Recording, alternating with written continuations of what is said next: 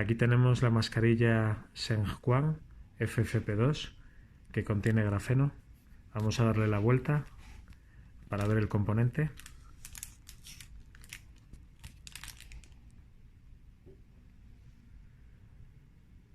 Ahí vemos en la composición, señala con el dedo, el grafeno.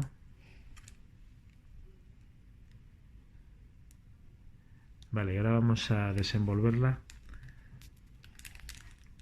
para ver la mascarilla cómo es.